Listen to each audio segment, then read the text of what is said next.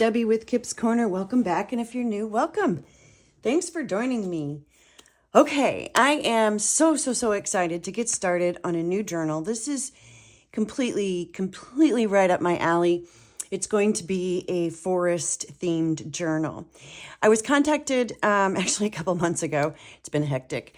By Anton at Bontic Vintage Designs on Etsy. This is his shop name. And Anton has hundreds of digital kits, half page, full page, all sorts of themes on his Etsy shop. And they are absolutely gorgeous. And I'll show you some in just a minute. And so Anton contacted me and asked me if, I'd be interested in playing with some of his kits. And of course, I looked at them and said, yes, I love them. So I'm going to start a journal and I'm going to play with some of his kits. And so he sent me, I told him I just want to do, after I looked at his shop, I want to do a forest theme because he had some really cool forest kind of themed with animals. And here's just one page from one of the kits. This is a mix of kits. And what I did is I went through and picked out some images or some of the pages and printed them out. Double-sided. Look at all the animals. I love it. And the forest scenes. And so I'm going to create a 5 signature journal. The pages I'm showing you now are going to be the signature covers.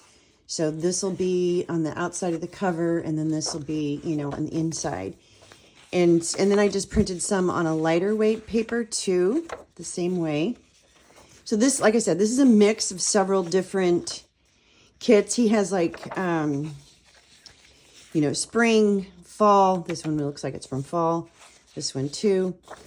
Winter, summer. So there's different seasons that he has. And they're all absolutely gorgeous. Just gorgeous. So hop over there. By all means, I don't know if I'll be able to use all of these, but I just got a little carried away because he sent me so many. And I just kept having a blast with printing them out. And like I said, I just picked pages that I liked and I printed them double-sided, mixed and matched. And then I printed a bunch. This is like a film strip series that he's got. I printed a bunch, this one too, of smaller ones that I will use for collage throughout the journal. So I'm going to have a lot of fun with this. And then I printed some smaller ones. And then some of the ephemera. So I will be able to have, see, it just keeps going. Like I said, I have way more than I will ever use. But I just went to the kits he sent me and said, ooh, I like that. Ooh, I like that. That looks like it's upside down. And so there's a cabin in the woods. These are upside down, sorry. I know that then there's the film strip. There's another piece from the film strip one. And actually, as I'm flipping through, this might be what I'm looking for. And I'm going to use one of these forest scenes. I'm going to pull a couple of them on the front cover. I don't know yet which. I'm pulling some out as I flip through. I don't know if that'd be big enough or not. Would it? Well, I sure would. Okay. I've got a window frame that I want to put on the front cover. And so one of these images is going to go on that window frame. So that's what I've printed out so far. More than enough, probably for 2 journals, but I'm just going to make one for now. And then I'll save anything that I don't use for a second journal later on down the road. So let me tell you what I got here. And I'll kind of give you a little bit of my thought process. So this particular journal started with the kits. Me flipping through his Etsy shop. Anton is just the sweetest person, by the way. Don't forget to hop over there. Bontic Vintage Designs on Etsy. And just fell in love, like I said, with the forest and the animal kits that he has. And so And then went through and printed them out. And as I was printing them out, a kind of an idea began to form. And you know me, I love to use an old book cover. I happen to have this tree. These are from a shop that makes these metal rusted die cuts that I see about once every other year, or maybe even every third year or so, at like a vintage days or a market here locally that I'll pop into. And whenever I see their booth, I stop in and pick up a few, 3 or 4. And then I just keep them until the need arises. And so this is a tree that I've had for a while. And these are designed to go, they have like a wood base with a slit in it. And you pick out a bunch of silhouettes and you create a story. What is the name of?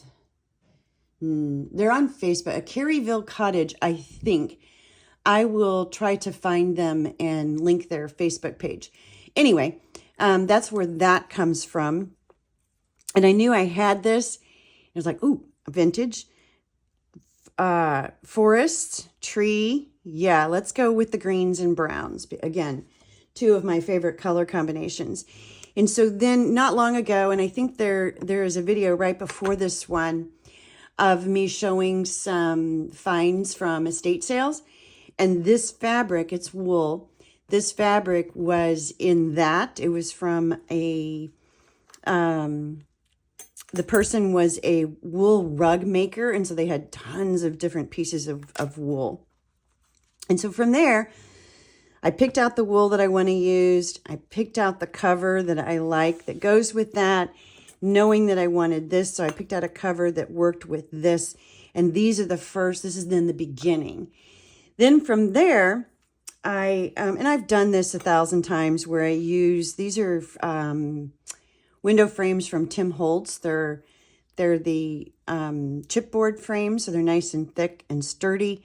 I love using those on there. And so the combination of an old book cover, the window frame, the fabric covered cover, and this is not straight, but I'm going to cover it up, but the back got straight, so I hate working with plaid. And so this is ready to go, and I did a curved spine, and this is a 2 inch. It was 2 inches. And so that's where I am. So then what I want to do is, or what I'll usually do is go in, and if I'm going to make, an assemblage type cover, then I'll just go into my stash of metal. The first thing I do when I go to an estate sale is go to the garage and look and see what kind of metal they have. And then I also pick pieces up. This is from a kit. I had these for sale in my sale videos. These are optometrist test lenses. There's 2 of them here. A silver and a black. I pulled 1 of each of those. I think these came from Patty Lane at Sacred Mementos. She has sales every week. This did too.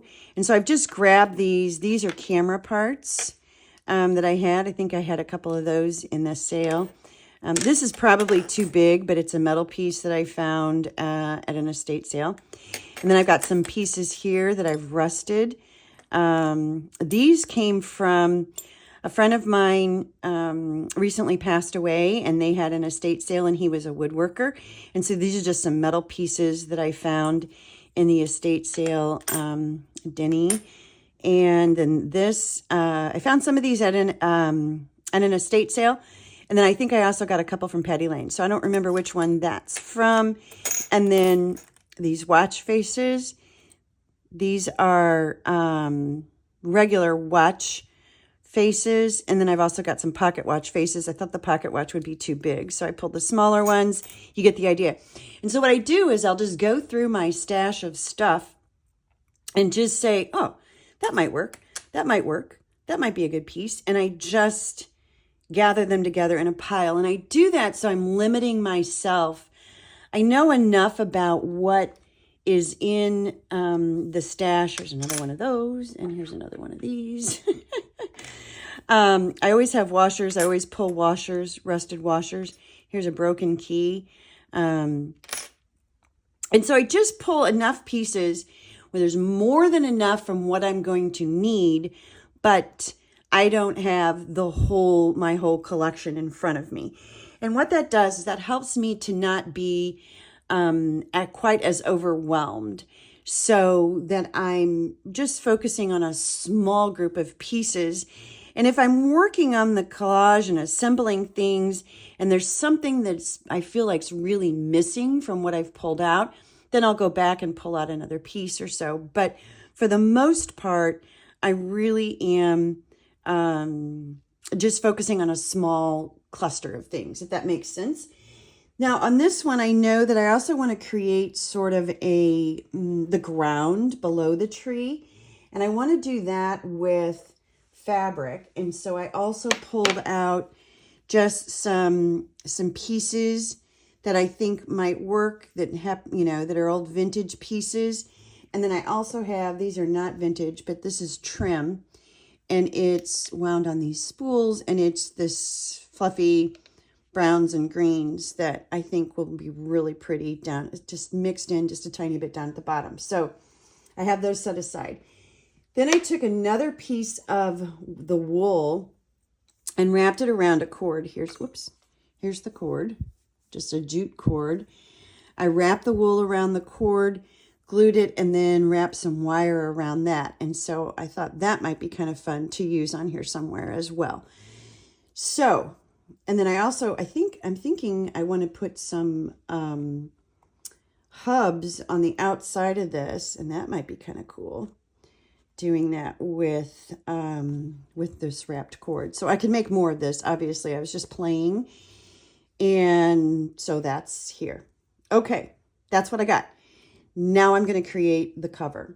So I'm going to start with deciding what I want in the frame. I really like that. That's a good start. That might be a little too green. I want to tone that down just a little bit. So I'm just going to flip through these. Too blue. I'm just going to flip through these and just look at them through the lens and see if any of them really kind of just strike my fancy, and decide if there's any of these. Ooh, that one's pretty, that I want to use. I really want the tree on the other side. I can go in and reprint this and flip it out. That one's a definite maybe. And then I've also got these film strip ones that I think would look really cool. So that one's a definite maybe too. Okay, so I've narrowed it down to 2. That's the way I work. And I try to make decisions fast, a journal it takes me long enough to create a journal. It's going to take me even longer if I go too slow. So I'm going to cut these down a little bit more. The beauty of digital kits is I don't feel bad about kind of cutting these apart because I still have the kit. And so it's very different than working with pads of paper, which are great too. They both have their place.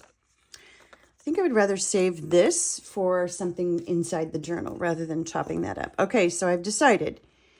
Look, that wasn't so bad, was it? That's really pretty. I love the colors. The colors are pulling from the fabric. And they work really well with the tree. And so the idea here is, forgive me if this sounds weird, is basically it's the outside forest looking through the window to the outside forest. And so the forest is everywhere and the window is in the middle of it all. That's my idea and I'm sticking with it. All right, from there, what I'm going to do is just start playing with pieces. And then as I'm playing with them, I'll kind of decide whether or not I want to, whether or not I need to or want to do anything more to them. And by more to them, I mean, like on this piece, I would probably put some alcohol ink on it. So I'm liking that to be on there somewhere. And maybe this wraps all the way around, and it goes in there. Don't know. But what I'm going to do, actually, before I get too much further, is I think I'm going to get this glued on. But before I do that, I need to decide if I want to do anything to this image before I glue it down. And just to add interest, you know, do I put a gloss coating on it? You know what I'm going to do? I'm going to use vintage beeswax. And vintage beeswax is a baked texture from Seth Apter. This is, wow, mixed media embossing brush from Seth Apter. It's sethapter.com is his website. This stuff is great. It's basically your embossing ink pad in liquid form with a brush. It looks like a fingernail polish brush. And mine's icky. It's gooey. I must have had it on my fingers or something last time I used it. So let me wipe that down just a little bit. Okay. It's fun to play with. And it gives you, there's a bunch of different things you can use it with. You can use it to just sort of swipe and get just a little bit of that, the ink pad on there. And then when you put your embossing powder on it, it's going to hit just in certain spots. That's one idea. And then you can also drip it down, which is another idea. I think what I'm going to do, actually, I think I'll try a swipe method. And so what I'm going to do is just take my brush and wipe it off. And I'm just going to kind of do this. And so I'm not hitting everything. I'm just hitting, you know, a few spots. Let me get a little bit more. And I'm really just kind of doing a sloppy sort of mess here. Okay. Now let's see what that looks like. And if I don't like it, I can just go back and do more. So this is also from Seth Apter. It's baked texture, and it's called Vintage Beeswax. It comes in an envelope, and they're just, this is easier just to put it in this container.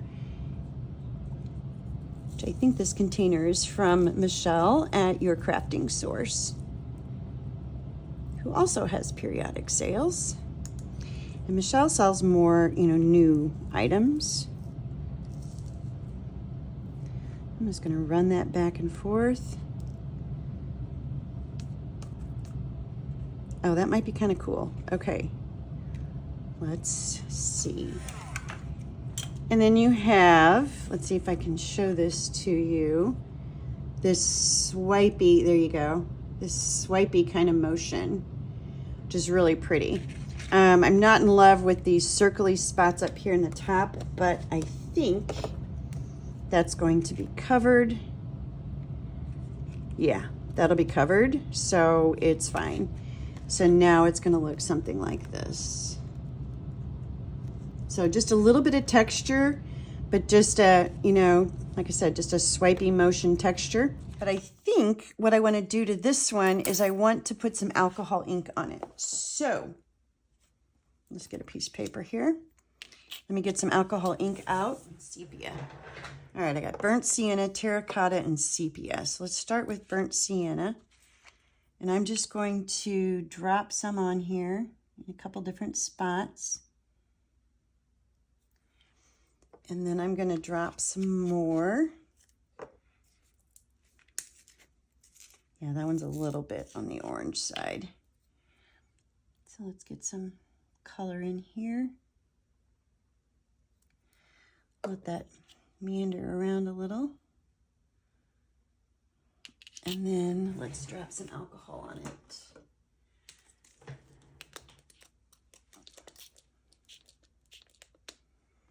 Let that go. Get that all the way down to the end. Wax colors. This is, both of these are from Gilder's Wax Paste. One is Rust and one is Patina. And I'm going to come back to this. Now I'm going to work on these two pieces together.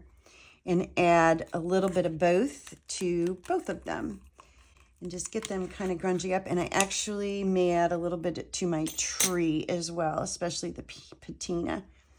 Whoops, I see I've got a mess here. Let's get this out of the way.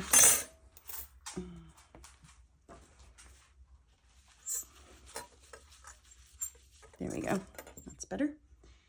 Okay, so now I've got this piece, and I'm just going to just kind of tap my finger around in some spots throughout the entire piece, and just try to be sort of random about it. I just want it to be very subtle. There we go. Get some nice big chunk there. That's probably good. Let's stop. Let's stop. I keep saying that. It's still on my finger. All right, now let's pick up the next piece. And I'm going to do the same here. I'm just going to focus my attention on the edge a little bit. And I don't know how much of this I'm going to use yet. So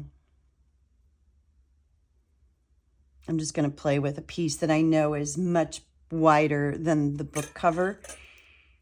Let's see. Oh, wait a minute. I didn't want to wipe my hand off yet. I want to put some on here.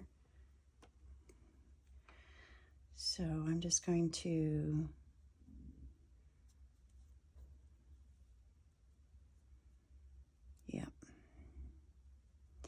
and this will help tie it all in together a little bit too, using the same wax on different pieces. And I may, do the same on some of the other ones once I decide what I'm going to be using. Okay, very subtle, but it'll make a big difference. It's these little tiny things that individually, it's like, it doesn't have to be on there. But when you add it all up, it just makes the piece. Okay, now I've got some rust, and I'm going to do the same thing. I'm going to put a little bit of rust in different spots.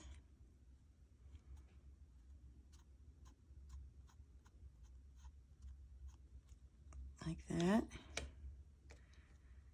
Let's put some up here.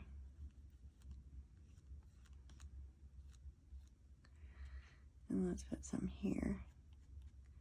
This isn't showing up as well on this piece, so I may do something different. But there we go. Got a little bit of that color in there. This one it should. Now this one I'm going to kind of rub the top of the letters.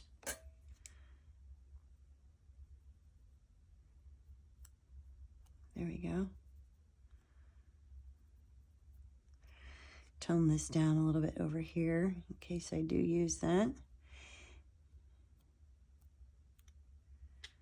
There we go. Now this one already has plenty of rust on it, so I don't know that I'm really going to be able to enhance it, do much with that. So I'll leave that alone. I like that, but I don't think I want quite that much. So let's scoot that up just a little. There we go. And I will squish everything down. Yep. Okay. Now I want this on kind of on top, if you will. Let's see. Let's use about this much, maybe.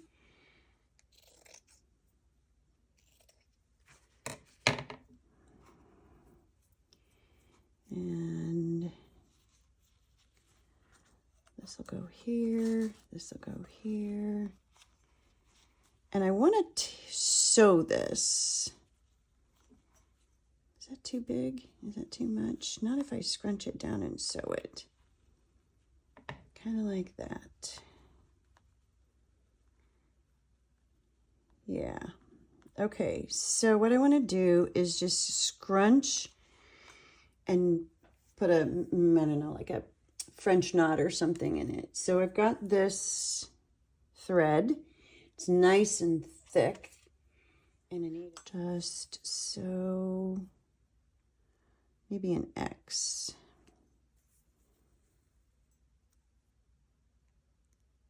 Yeah. There we go. It's an X, sort of. And then I can put that there. Okay, and then I want to do another one. Let's do another one here. All right, so the idea is, this is here, that's there, this is sitting in here, this comes up here, this comes up here too, so that the fabric will go down first, and so on. And then I'll tuck this up underneath there. And now what I want to do is put a little bit of, oh, I might put some of this in here too. You know what? I'm going to cut this up in little pieces. You know, I might not put the piece on the bottom. See, look at me. I promised I was going to be very decisive, and I'm not. Boy, I got little stringies everywhere. Oh, I think I like that better. Okay. Yeah, I like that better. I like that. I will like it. Okay. There's a lot that has to go on before I do this. So I'm going to set this aside, knowing that this is going to be here. And then there'll be like little pieces kind of interspersed. Little pieces of, yeah. Okay. All right, so I'm going to set this aside because these things happen sort of after the fact and will go on the very top, I think. Okay, so meanwhile, let's play with what else goes on here. So if this is about like that, and this is about like that, let's see, I want this to be here, and I want this to be here. I want that like that, okay? Yep, that's good. It'll all be sort of straighter. Now what else do I want? Let's get the pin and the glue. And I'm just going to start picking up pieces that I like and seeing if I like them on here somewhere. You know, for example, that looks cool. Gotta have your washers. I want small pieces. This maybe goes here. No, what if it's here? What if it's here?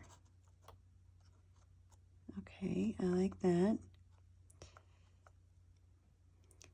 All right. What else? Oh, this is a cool piece, but I want to see, let me see if I can get the,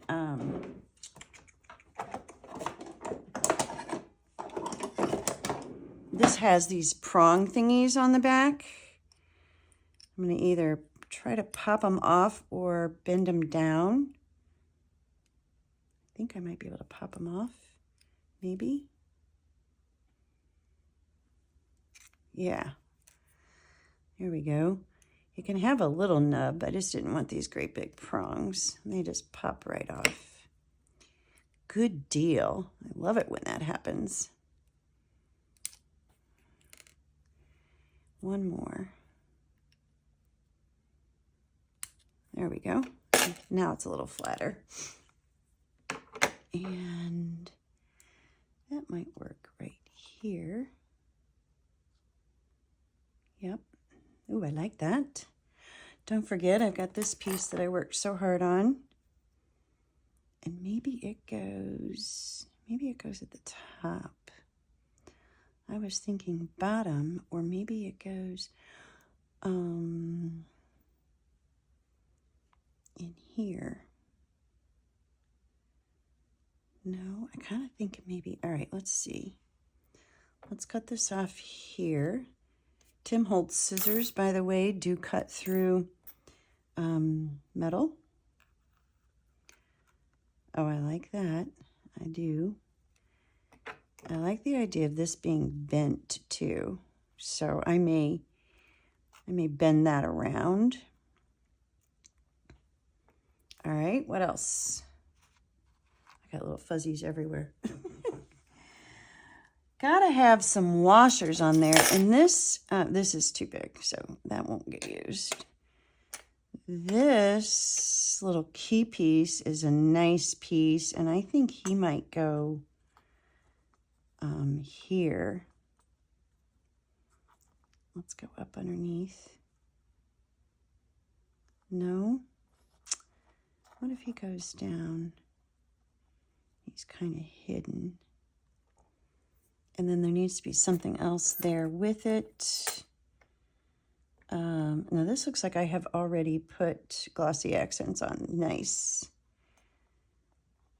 So maybe that goes there. Yeah, so far so good. Let's see, do I want one of these somewhere? If I do, I think I would rather have this silver one. But that's too thick. I'd have to go find a smaller one. That's cool.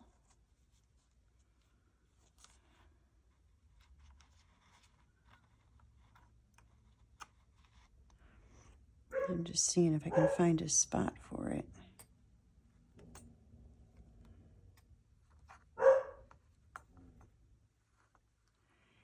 And more importantly, all right, what else? This is a little camera piece. That might look neat on there somewhere. Maybe that's down there in the grass. Okay, I kind of like this right where it is. So now I'm going to stop. So now I've got to figure out, actually, do I like this one better? Hold on. I think I might like this one better.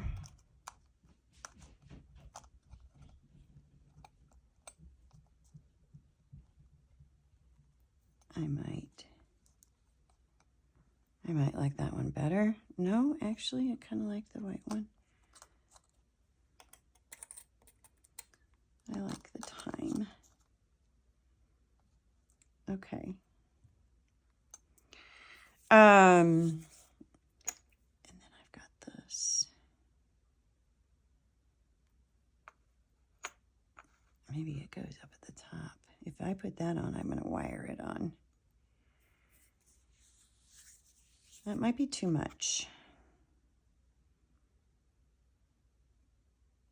It might be too much. Okay. So this is where I'm going to stop for a moment. And I got to figure out what I need to glue down first. I think I need to get this cover attached to the book. And what I want to do is use matte gel medium. It's a nice thick medium. Once it's dry, there's not a whole lot that's going to happen to it. That might be a cool closure too. I don't know if I've got room for it though. So I'm going to stop there, I say, as I keep going. Do I want another piece up here? Do I want another piece down here? No, I think really stop. So you can tell, if you can see it over here, I have a lot that I didn't use. Now, Some of this I will kind of keep out here handy. And if I create a mixed media tag, for example, I may grab a piece or two, but a lot of this will end up just going back into the pile for future use. Okay, so what I'm going to do is I'm going to stop and I'm going to take a picture of this. This will be cute with the little pieces inside. Imagine, you know, some of these little fiber pieces tucked in down here. I'm going to stop now and take a picture so that I know what I've got going on here. And then I'll start working with really putting it all together. So I'll glue this base down first, let it completely dry, and then I'll start building. So I'm not going to necessarily record that this time. I'm just going to leave this at this, and then with my next video for this journal, I will start to play with these papers, these gorgeous papers that I printed out that I showed you at the beginning of this journal, or at the beginning of this video. So that's where I am, and I'll be back. Bye-bye.